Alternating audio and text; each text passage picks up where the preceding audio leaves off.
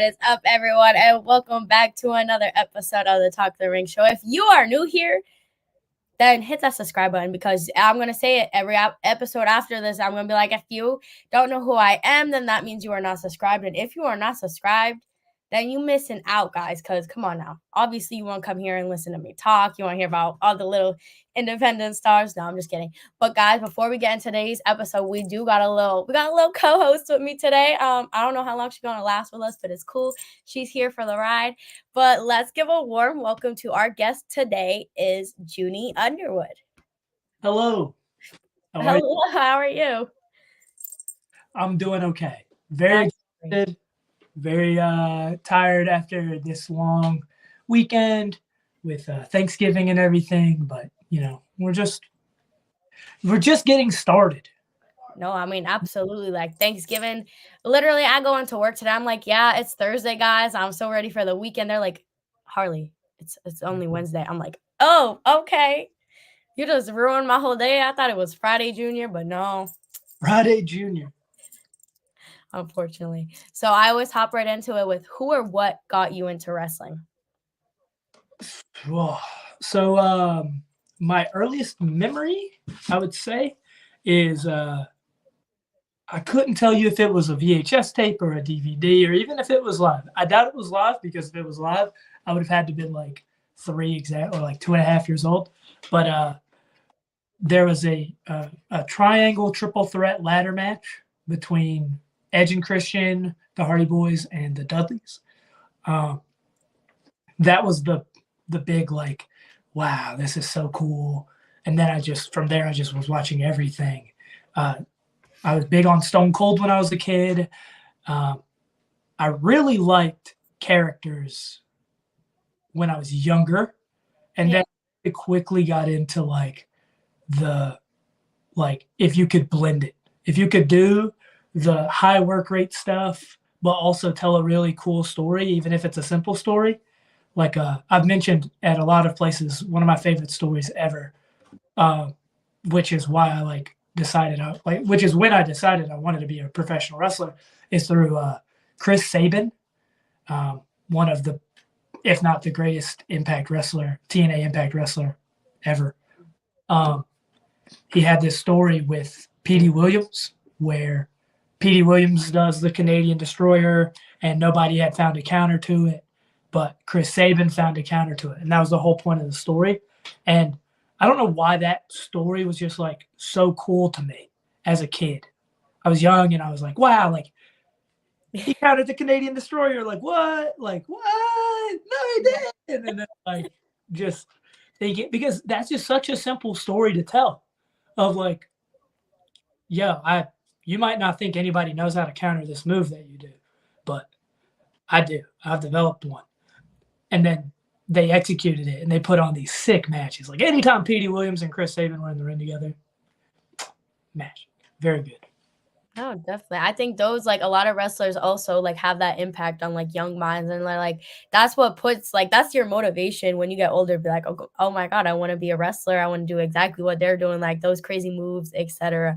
I mean, 6-year-old me was like, yeah, we're gonna do exactly what like AJ Lee, the Bella Twins. We're gonna be the baddest bitch in the world. And now like I'm like, no, that's not. I'd rather be a manager because I like yelling at people. So I'm like, it kind of works. You could do whatever you want. Whatever the dream is for you, you can make it work, you know? Yeah, absolutely. Duh. No, I'm just kidding.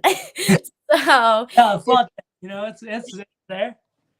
So if people don't know, are you a babyface or are you a heel? Oh man. Oh, we're cutting into kayfabe a little bit here, huh? We're cutting kayfabe a little bit here, huh? So for those who don't know me, I go by the moniker, as you can see under my little title. I'm the Pyro Prince. Sometimes I'm the fire starter. Sometimes I'm the friendly neighborhood fire starter. Typically, my billing, so like where I'm from wherever I wake up. And sometimes that directly impacts how I'm feeling that day. Sometimes I woke up and I'm in a terrible mood. I'm in a terrible place. I really, really hate the cold. So if I wake up and it's a really cold place and you're going to see me later that night, I'm probably not a great guy. I'm probably what you would call a heel. But sometimes, depending on how life is going for me, sometimes I'm a good guy. Sometimes I wake up in a really solid place. Maybe I had a good night's sleep somewhere. Um, for those new to me, I am 1/4 of the Lost Boys.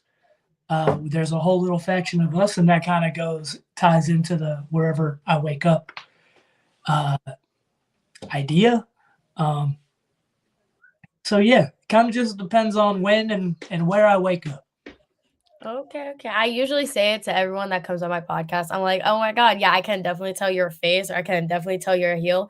But I gotta say, you're one that I'm like, I don't know how. I Because don't. I fluctuate so much. I Yeah, really do. I mean, you look kind of like both, but I don't know. I can't just be like, yeah, you're a heel or you're a face. You just Well, look.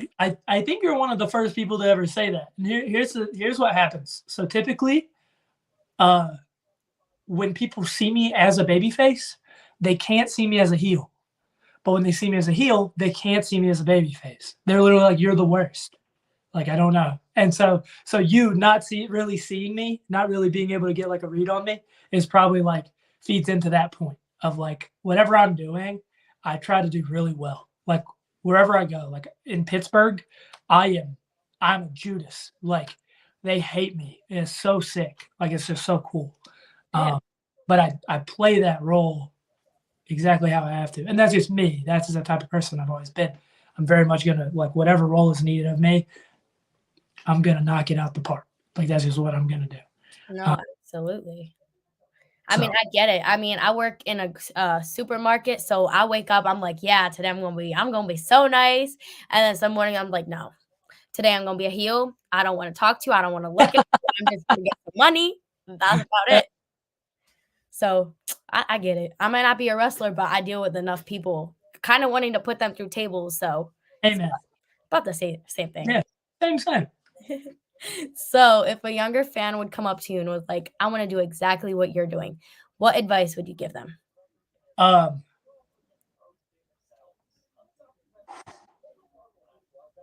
There's a lot of I, pressure. it's loaded. I think it's loaded. And when I was younger, I never knew how loaded this question was. Because it could be simple to just be like, go find a training school, like train at a training school, and that's an obvious answer. Yeah.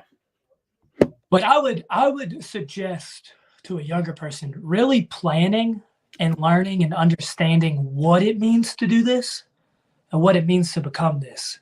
What sacrifices would you need to make? Are you willing to make those sacrifices? Um, and to a lot of people, that might sound really, really difficult to put on somebody that's young. But man, I would have loved if somebody told me that. Not because it would have uh, deterred me in any way. It's just I think it would have helped me understand like coming into it of just like this is what is needed of me, this is what may be needed of me, and I know that I have the drive to do it. Some people that are around now in the indies, they don't have that. They don't. They're like, no, I'm not going to make the sacrifices for wrestling. I'm not going to stop this thing to go and wrestle a match, or I'm not going to miss this thing to go wrestle a match. And sadly, the truth is with wrestling is you are going to get out of it what you put into it. I'm a sole believer of that. And if you're not willing to make sacrifices, and wrestling is not going to make sacrifices for you. And that's just how wrestling works. And I do think like younger people who are wanting to do this understand and know that there are sacrifices you are going to have to make, and you're going to have to decide on whether or not that is what you want to do, because that's going to make or break people. And some people, maybe now they can't make these sacrifices and later they can. But I really do feel like that's a big thing, and it's going to determine whether or not you are just like a flash in the pan wrestler, or Yeah. if you really stick in it. Like I know a bunch of people who are going to stick with it, and we're going to go far.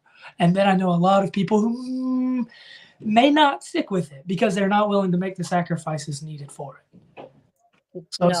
I would say that. I would say like train, like find a real trainer, find a real place to train, and understand and think of like sacrifices.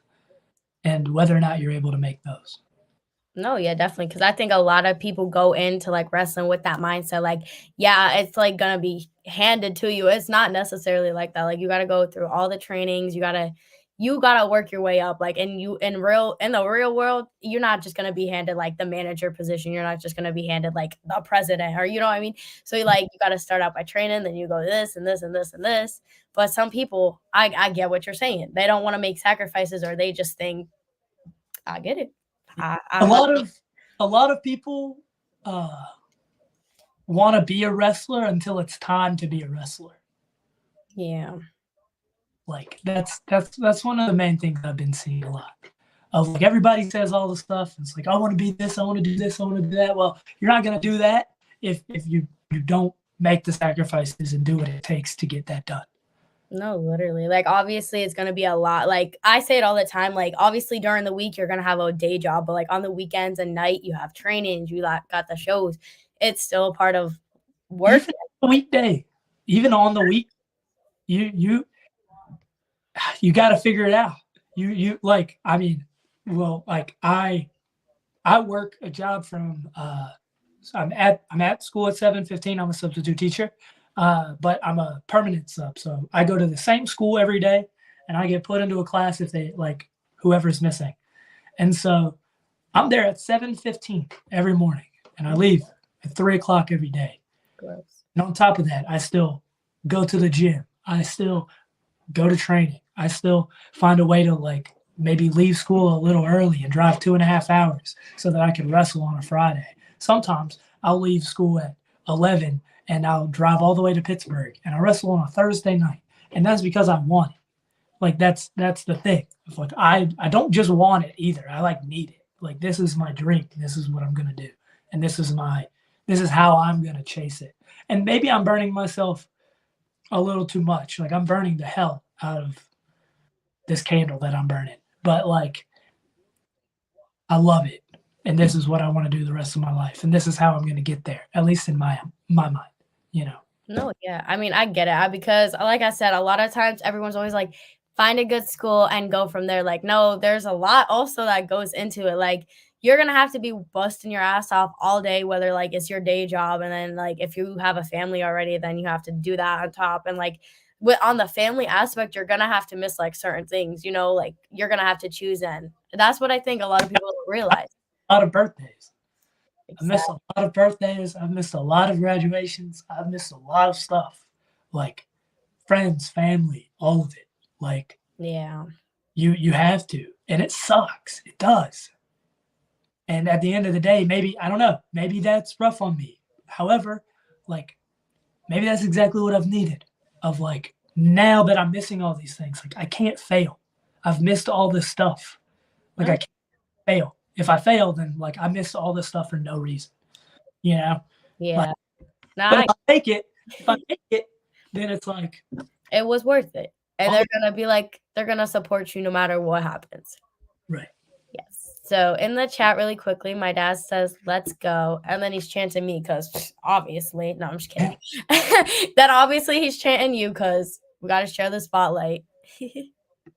But no, I definitely get it, and it's kind of cool to me because like you and one of my last guests are like teachers or substitute teachers, and that's crazy because like that's exactly what I want to do like outside of wrestling. So I'm like, okay, I get to hear like the teacher wrestler aspect. I think being a substitute teacher is the best job that I could have had. And I've done a couple of things. Like I was like a manager at GameStop while I was doing this, and like I don't know. It's just with this, it's like I get paid a decent amount, and I'm able to literally go, "Hey, I can't come in," or "Hey, I need to be off on Friday," and they literally can't tell me no. I just do it. Wow. And so it's helpful because you can, you know, change your schedule how you need it. With regular teaching, with full-time teaching, it's obviously a little different. Yeah. But with substitute teaching, it's a pretty good gig. Interesting. Good to know. I mean, I'm more into like the little kids aspects of like K through 2. I don't like older. I don't like teenagers. I don't like adults. You do both. You could do substitute teaching for like a elementary school. Okay. Gotta look at my options. But so back on the wrestling topic, what would you say is your favorite thing about wrestling? My uh, typically I would say stories, but I want to go a little further into like what specifically about stories. Yeah. I there's two things I enjoy a lot. That is twists. So when something like crazy happens that you really didn't expect, which doesn't happen a whole lot now, um, because of dirt sheets and like rumors and stuff like that. Yeah. Um, which I'll talk about something real quick in a second because everybody's talking about it at the moment. Um, and then I really love stories in which people like save each other. Like I love run-ins when people are saving people. Yeah. Um, there was one where me and so uh, a longtime friend of mine, literally, I don't even know how old I was. I feel like I was like maybe 10 or 11, maybe a little younger, but we would watch WrestleManias all the time. And we would like wrestle on a trampoline. And him and his name's Mason. He now goes by Mason Allen. Um, we are having a feud in North Carolina. I hate him and I love him so much at the same time. But we had a tag match, which is when he like kind of turned on me. Just he kind of showed his allegiance to the Allen brothers and big thing, and they were beating up on me. And I saw the video, and I have it on my Instagram somewhere. But the Lost Boys come out and save me from getting beat down, like after I've been beaten down. And that whole video is just so sick to watch. Like I just grin ear to ear because it's just like this cool little like chilling moment of like, wow, like unity, you know? And it was just like such a cool thing to see and watch. And I love stuff like that. Like I love underdog stories. Like one of my favorite things I've seen ever is Jeff Hardy versus Undertaker on like a Raw in I think 2001, maybe. It's like a better match. It was so sick. It was so sick. And right after, like Undertaker wins, and then right after, spoiler alert, Undertaker wins. And Jeff Hardy grabs the mic and is like, "I'm not done with you, Taker." And Taker goes back in there and he raises his hand. Like he raises Jeff Hardy's hand. And I was like, let's go. It's just like so inspiring. Like I'm not a big guy and I'm never gonna be a big guy, you know? Like Yeah. But like to have that like underdog story, the underdog stories really get me. But yeah, those would be my favorite things. I love twists. I love uh, I love really good stories. Like that's my favorite thing about wrestling. I just think wrestling tells stories in such a uniquely different way than any other form of media. Like they tell it in a very similar way, but just the way in which it's done, it's so unlike anything I've ever seen or I'll ever see. Like, it's live combat theater that is establishing, this person's trying to win and they're trying to win this way, but this guy has been scouting this guy and thus he knows how he's going to win. So they're going back and forth. And then finally, one of them gets the up on the other.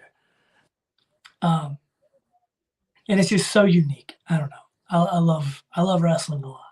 No, yeah. I mean, I get it. I love the whole storyline thing because there's so many times where they're just like, okay, this random person's gonna face this random person. I'm like, that doesn't make sense, but hey, whatever. But like every time on the like tag team part, like whenever I had tag teams on here, I'd be like, I don't know. I mean, I see a lot of times people be backstabbing each other as in tag teams, and then there was a tag team on here. I don't remember who it was, but now they're not a tag team anymore. And I was like, oh my God, I cursed them. So I'm not gonna say that. I'd be like, no, you guys are great as tag team. I'm not gonna say otherwise. But these two tag teams, when they came on, I was like, I don't know. I think one of you are gonna backstab the other one. And then like a month or so later, I was like, I called it. I told you. You tried to tell me I already know. Like, I think that's, like, the interesting thing with wrestling is, like, keeping the fans on their feet and be like, "Okay, well, what's gonna happen next?" So, I really like that. Yeah, no, to kind of hit on the little twists and stuff. Survivor Series, the very end of it, like when CM Punk came out, it was so sick to just watch. I'm not even that big on Punk. Like love him, hate him, whatever. He's good for business. He makes money for WWE. Sick. Whenever we were watching it, we were just like, oh, I guess no CM Punk, and the little thing came, the little logo came out, and I go, nah, dude, Cult of Personality is about to hit. Triple H. I've watched enough. I've watched Tommaso Ciampa turning on Johnny Gargano enough times. I know that logo is just a trick, and then immediately it hit, and I was like, let's go.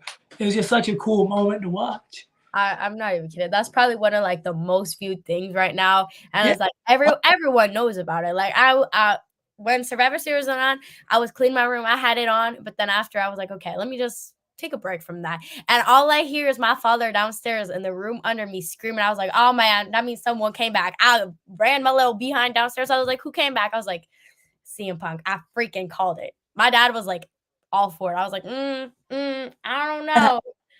Yeah. I preferably like the heels, and CM Punk, not one of my favorites. Another one that people always be like, "Oh my god, Harley, that's terrible," but I'm not like a Cody Rhodes fan. I'm not a Sami Zayn. They not it. I think they overrated. You need the bad guys. You're big into the heels. Kinda, yeah. Who are your favorite wrestlers? Well, it used to be the Usos because I mean, why not? But me personally, I love more of the indies because you don't get that relationship like in WWE. You don't get to go up to someone and be like, "Oh my god, hi, how are you?" Yeah. Meanwhile, in the indies, like you get to have a one-on-one conversation and grow that friendship. Yeah. So, Do you have like a favorite indie guy?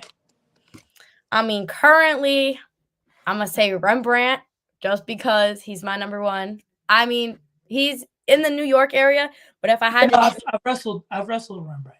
I love Rembrandt. He's my number one. But in like my Pennsylvania area, I'm gonna say Precious. He wrestles at the Sanctuary. He is like such a doll baby, but it's like I don't know. It's Yeah, funny. Precious is sick. I like Precious.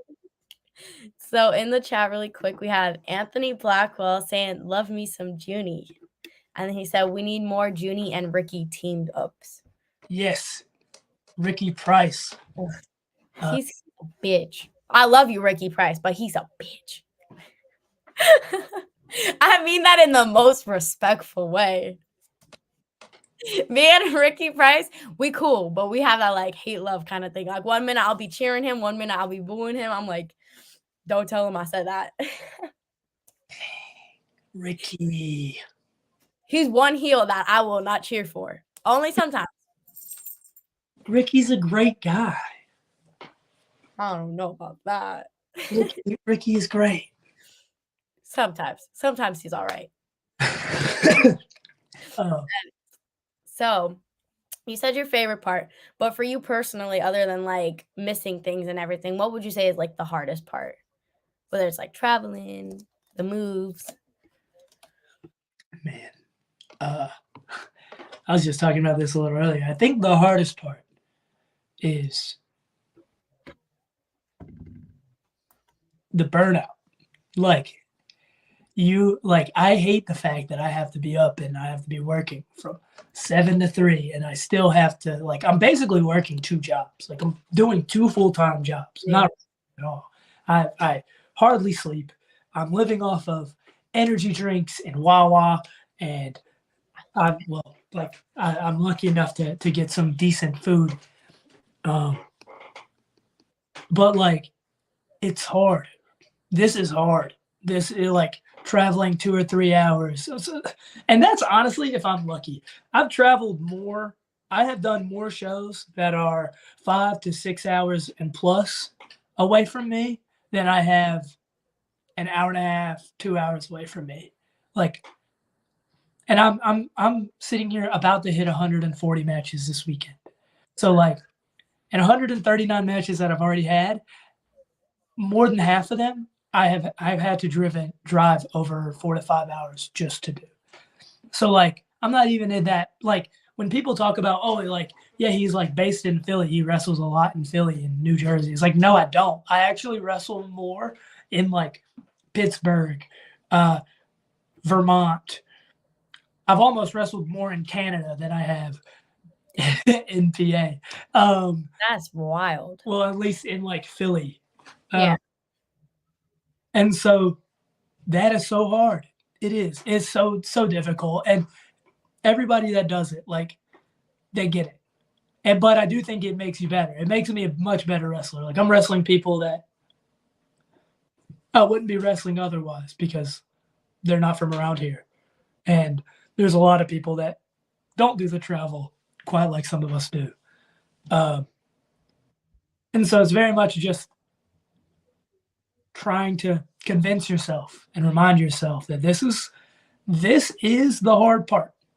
Right now, the hard part is finding people to book you because you don't have a name. Finding people that can trust in you because, again, you don't have a name. Finding somebody to just give you a shot. It's so difficult.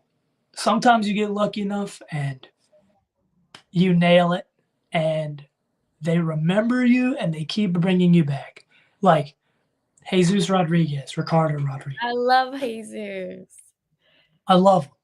Literally, 3LW, December 16th. There's so many like people that have given me some really good opportunities and have helped me drastically. Ricardo's one of them. Speedball, Mike Bailey. I will go to the ends of the earth for that man. He's the greatest person I know.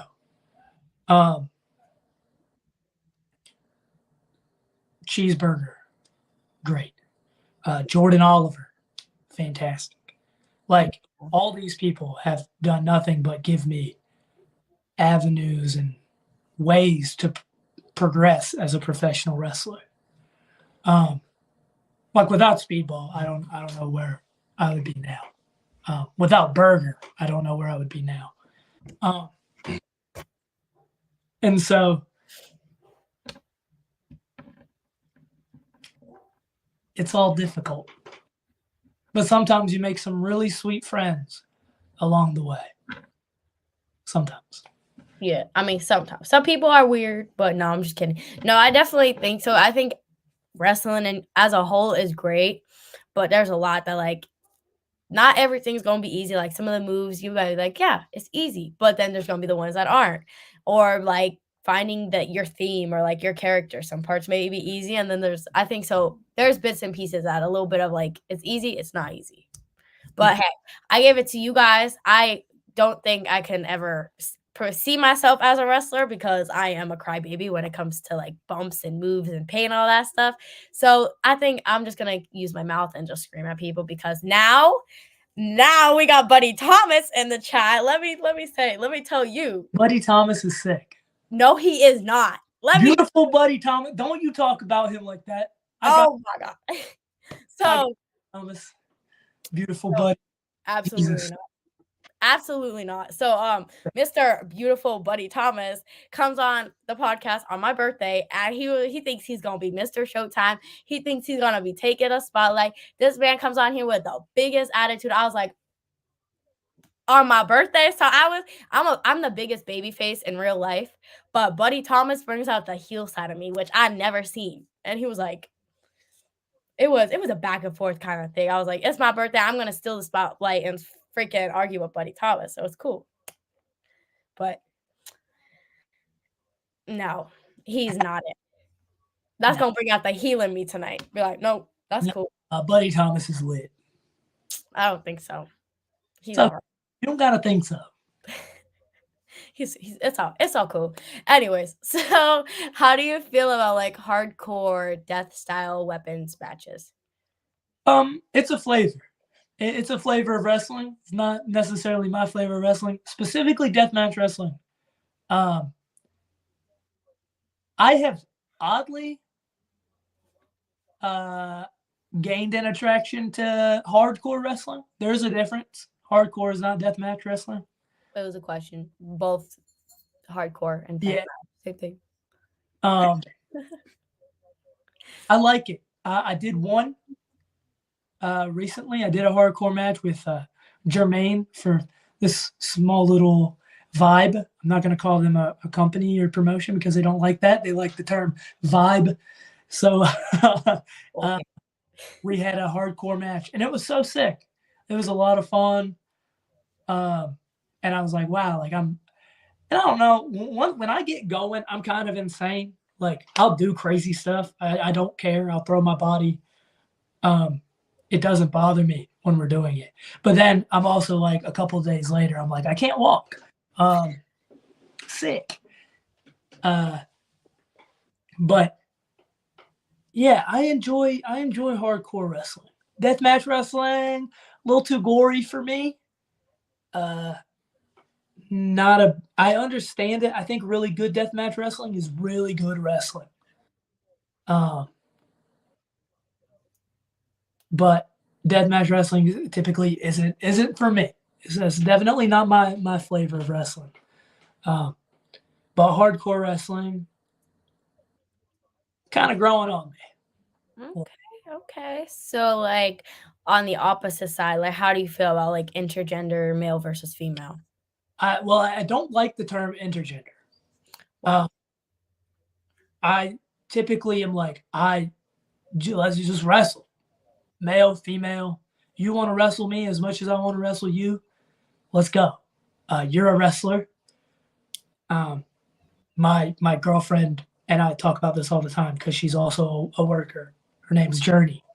Oh my god, I love her. Yeah, she's pretty sick. And we talk about it all the time of just like we don't, you know, she wants to be a wrestler and she wants to be treated. So it's like when her and I wrestle, it's like I'm gonna hit her and she's gonna hit me. And Right. and if I don't hit her, she's gonna hit me a lot harder than I would want to get hit. So I'm like, fine, I'll hit you. It's like that's whatever.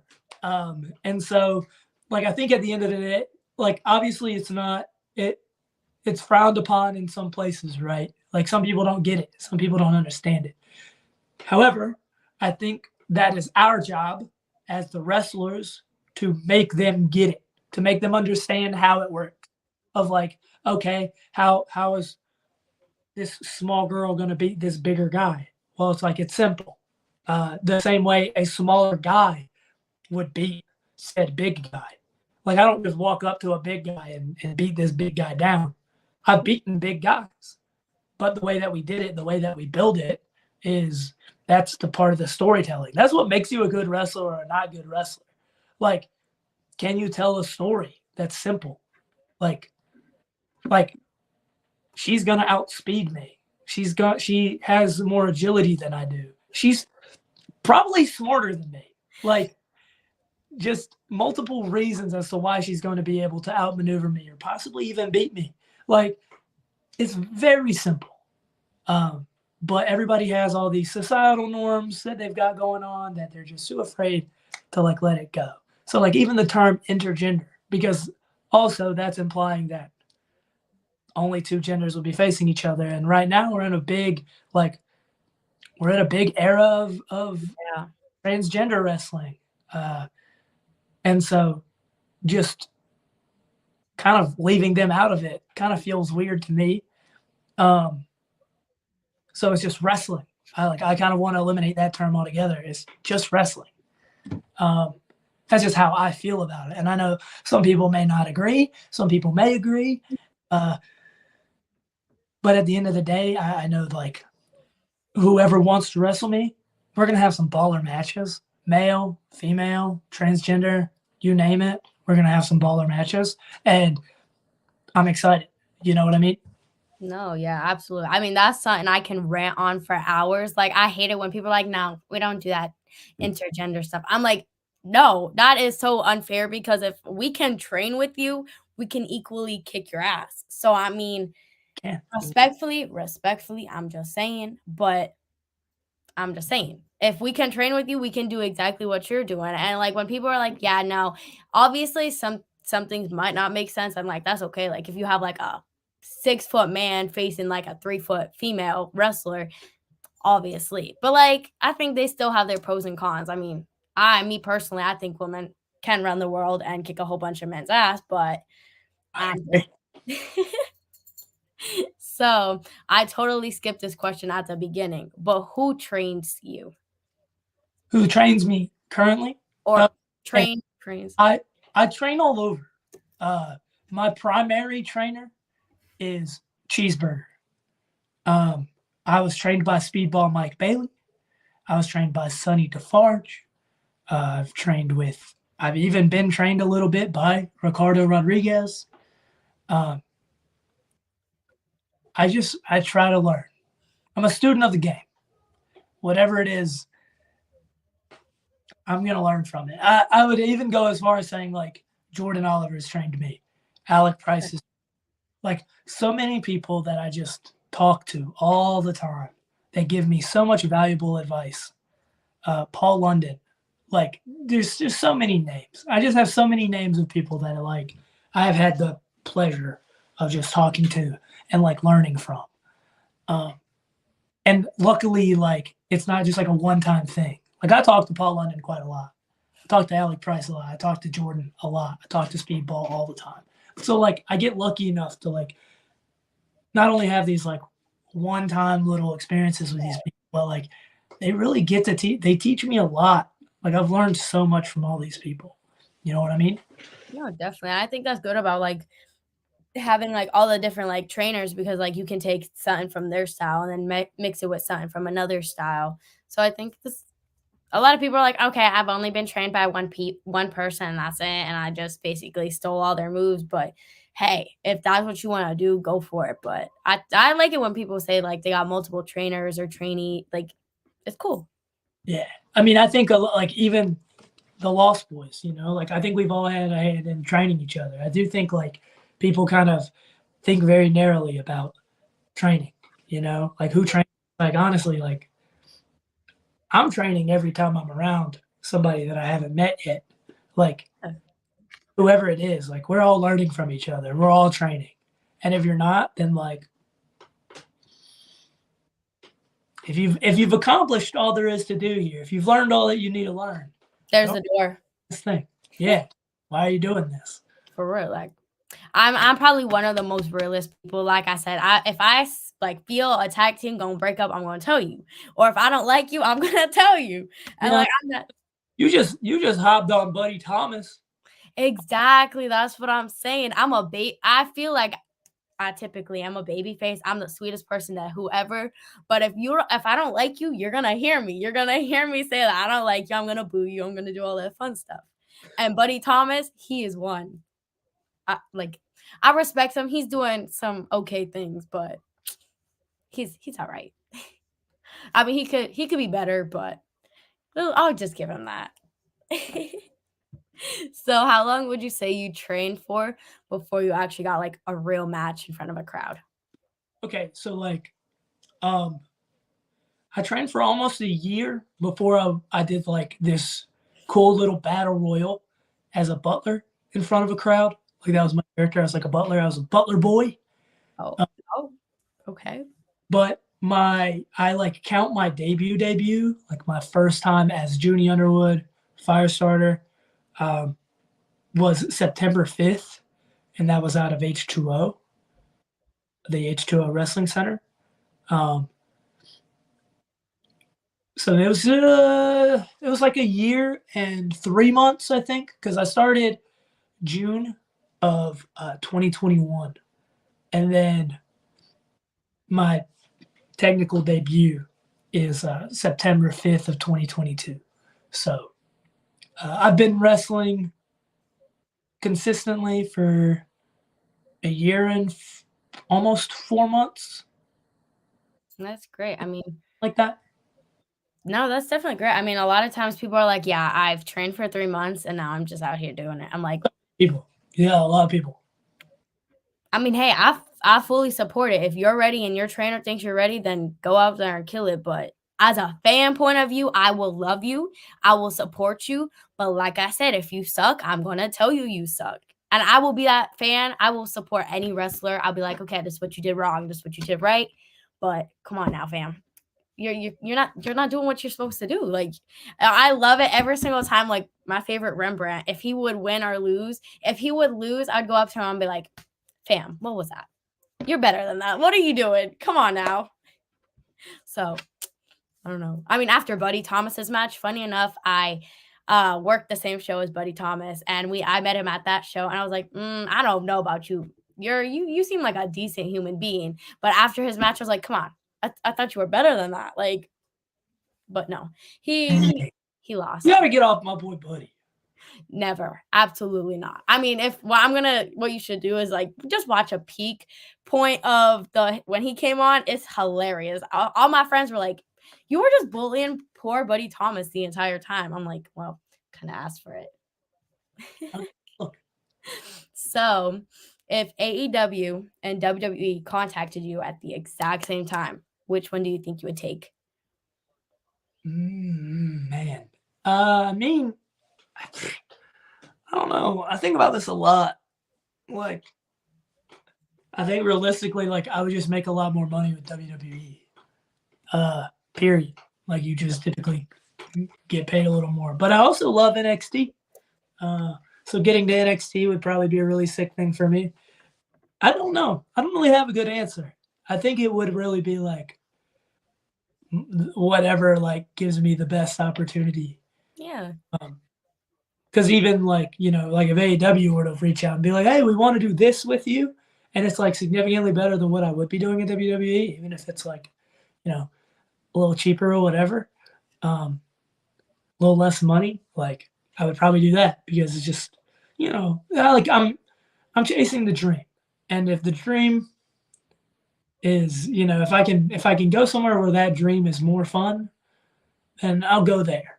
You know what I mean? No, yeah, absolutely. I think like ultimately for every wrestler, every person that wants to be involved in like the wrestling world is obviously WWE. Who wouldn't want to be on like WrestleMania or some crazy ass paper? Everybody wants a WrestleMania moment. Exactly. But more so like if on AEW, I think like from me seeing like a lot of people I know and all the wrestlers that I've seen like go on there to in the indies or vice versa, like when they're on AEW, they can still have that flexible that you know what I'm trying to say. They can do like the indies while being on TV. So I think that's kind of cool. So I think they both have their like, you know. There's definitely pros and cons to both. Yeah, and apparently I can't speak English. My father can vouch. I never speak proper English. I just be mushing words together, so it's fine. I think I should probably finish school and get English, proper English. Yeah, maybe. I mean, you know, it doesn't just gotten far enough. No, now if you were Buddy Thomas would have been like, well, see, it's because you're from Pennsylvania, you little Pennsylvania trash. Oh my God, Buddy. I love you, Buddy, but come on. I woke up in a bed today, so I'm a nice guy. That's great. I'm so happy. So, do you have like a specific warm up you do before you come out the curtain? Kind of. I typically yell at myself and say that I'm born for this. Damn right.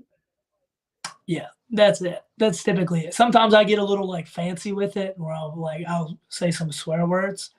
You know, I get excited, but I try not to swear on podcasts, even if it's typically like okay. I just try not to. You never know where you're trying to send it to. Try to be as clean as possible.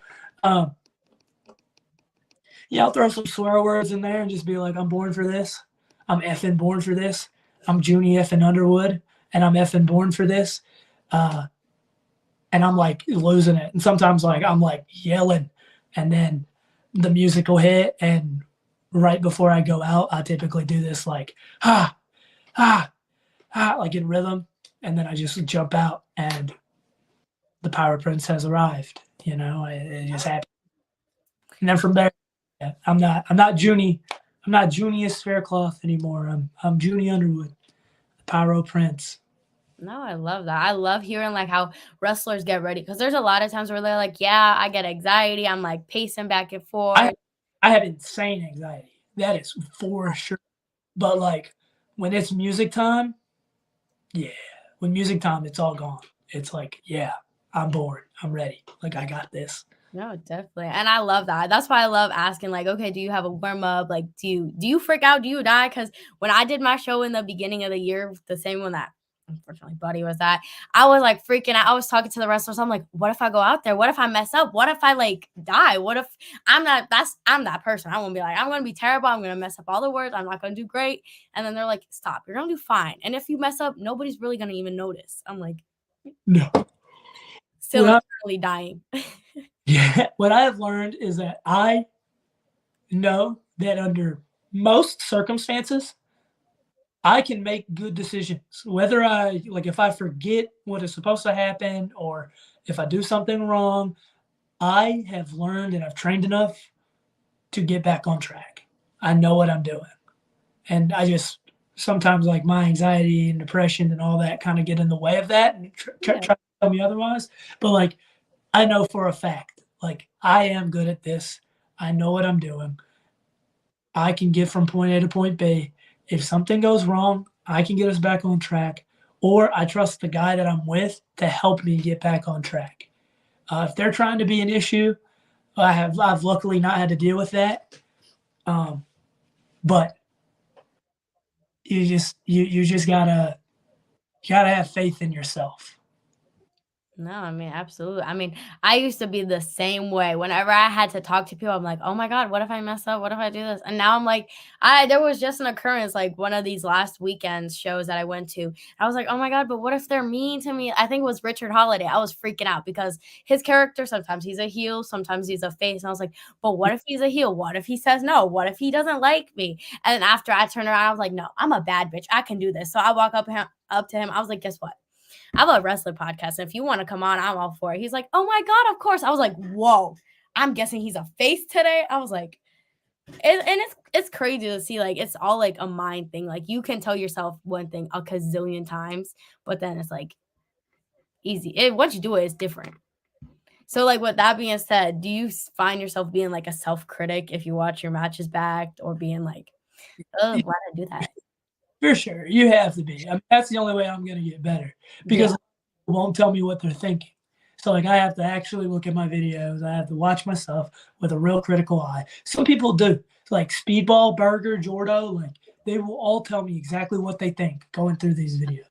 There's a lot of people that are just there. That's like, yeah, your match was good. Oh yeah, your match was this. Your match was that. No, like I need you to tell me what you think. And so, to really get that, to really learn and to really grow, I have to sit down. I have to watch myself, and I have to be really critical. And I have to also know that there's nothing I can do to change it, as well as know that I did a good job. Like I did a good job. Just because there's changes that are needed doesn't mean you didn't do a good job. Yeah. Just because there's ways that you can grow doesn't mean you did a bad job. It just means you could have done a better job.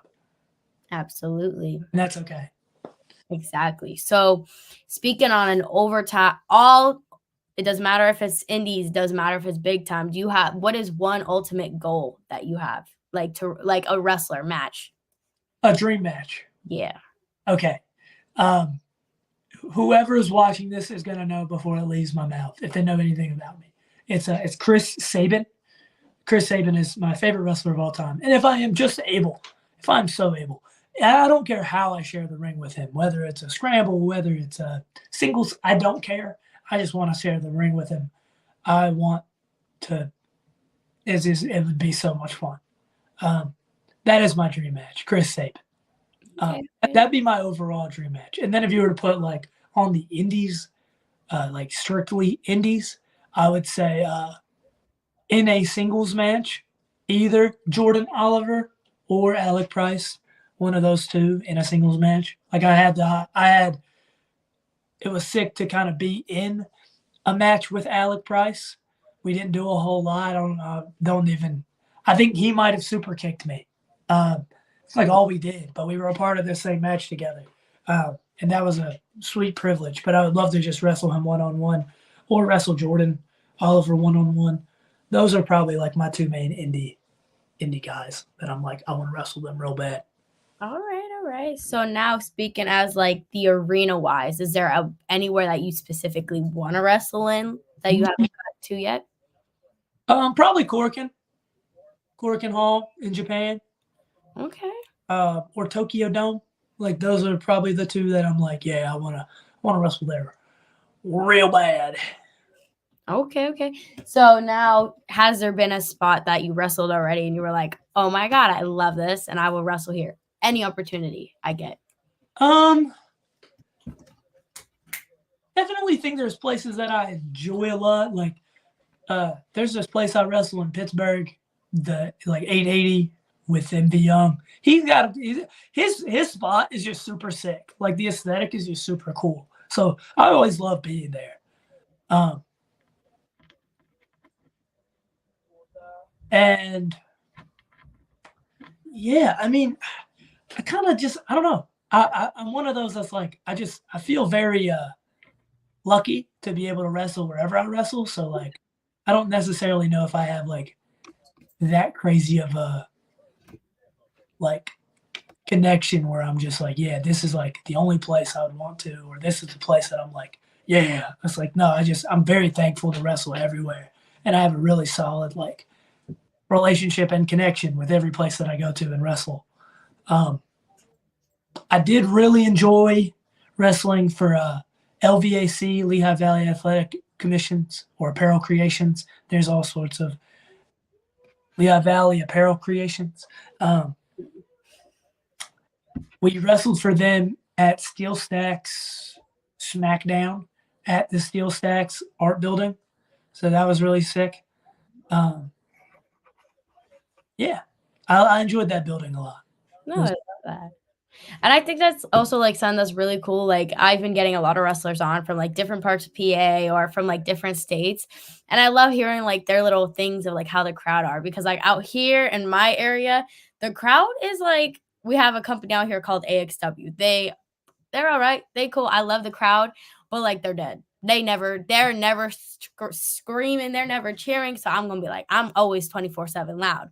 Now, like there's another one called Battlefield and everyone's loud. Everyone's heated. I mean, because Alpha runs that. So obviously, Yeah. But I think that's really cool. Like, and how there's wrestling like every weekend. If you're bored and you're at home and like, I have nothing to do, go to wrestling, fam. I agree. There's wrestling every weekend. No, literally. So now, do you think it's going to be an age thing, a mindset thing, whatever? What do you think is going to be that causes you to retire or call it quits? Man, I haven't even thought of that. Like, oh.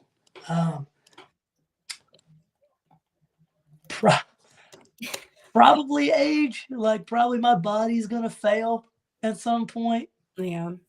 Like, that's what I would bet on, because it definitely isn't going to be me quitting, because like I don't know, I feel like I'm kind of past that point. Yeah. So like even if it came time and you called it quits, do you think you'd still be involved somehow, whether it's like a trainer? I have to be. Yeah, I would love to train. I think I would be a really good trainer. Yeah, I would like to train. I would love like writing. I want to book, like I want to book shows. So that as well. Yeah, there's a lot. I mean, whatever I'm gonna do the rest of my life, wrestling is gonna be involved. So whether I'm wrestling, whether I'm behind the scenes. Okay, good to know. So now, do you have merch? And if so, where can people purchase it at? Yes, I do. You can purchase it on brainbustertees.com. If you just type in Juni Underwood, I can send you the link after as well.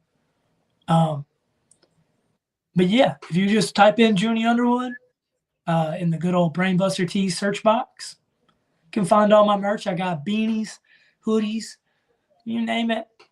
It's up there. I got a cool little fanny pack that I like. A fanny pack? Okay.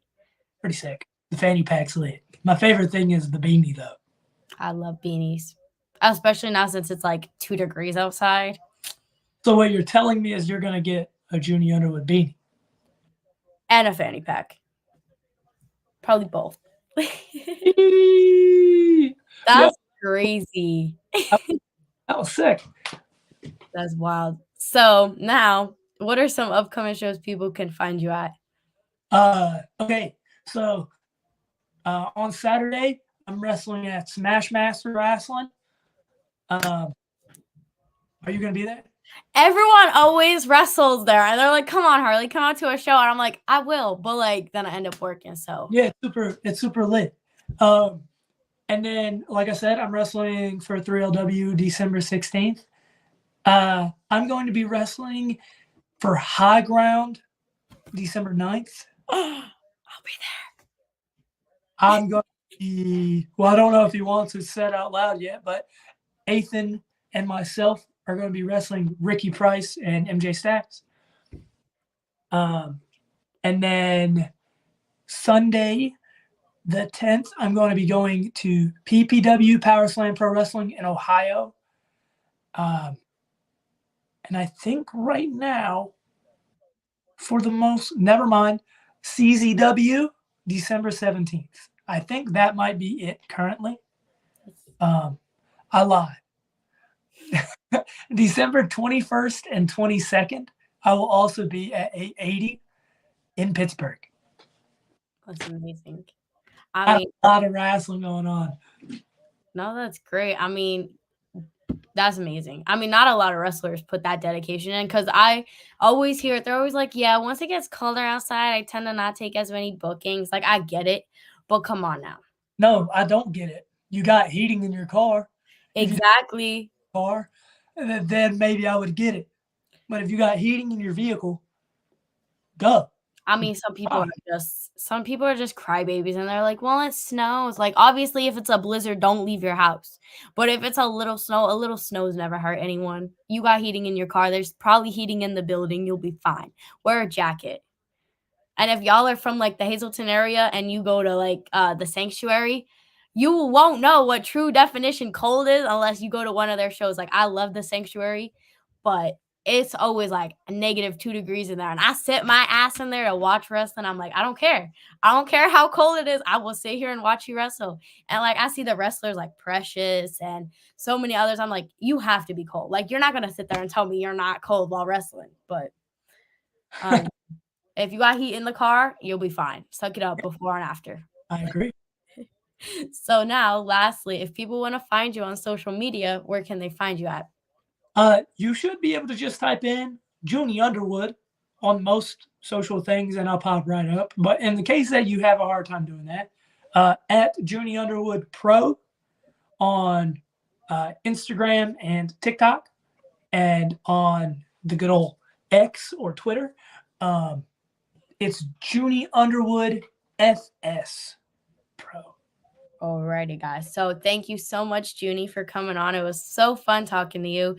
Guys, please, please, please, please, please give him a follow because it doesn't cost you a thing. And go get yourself a fanny pack. I mean, beanies are cool, but I'm for the fanny pack. But so make sure you're going So make sure you're giving him a follow. His Instagram is linked down below. I will be back Friday with Fly Guy Eli, so that should be fun. He's a heel. I know he's gonna come on in character, and me and him gonna be beefing the whole time, but it's okay. But thank you all so much, and until next time, bye.